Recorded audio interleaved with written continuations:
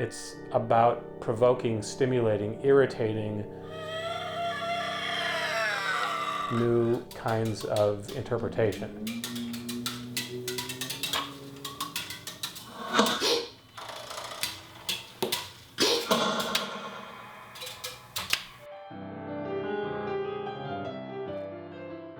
And what is the difference between music and sound?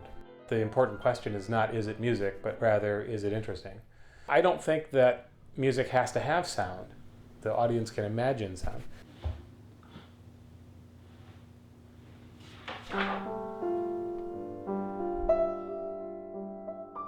There's a certain amount of composition for me that happens in a traditional setting, but a huge amount of it happens like while I'm walking around, while I'm spaced out. A lot of composition happens while I'm brushing my teeth, because you can change your embouchure to change the vowel sound. So you can have the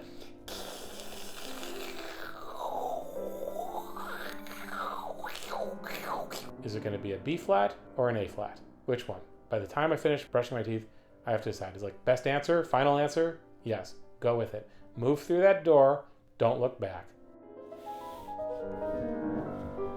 To begin a piece of music, I have to have an obsession. It's not enough to have just any idea. It's got to be an idea sufficiently resonant for me to feel like it's worth my time and effort to engage with it. Then there's no turning back. It's just got a hold of me and we just explore this thing. But then I started thinking about, well, what would it be like to have a different instrument? And not only a different instrument, a new instrument, one for which there's only one.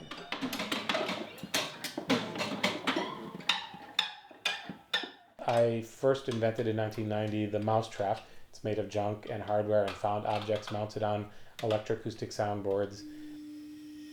I play them with knitting needles and chopsticks and wind-up toys and all sorts of doodads. And they make really, really cool sounds that the piano can't make.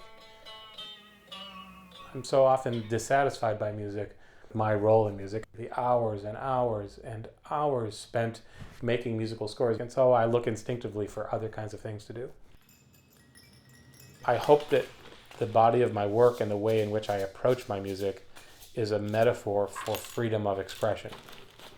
Being a composer is often really boring, but at the same time, it's also the greatest job because you get to invent whatever it is you dream up.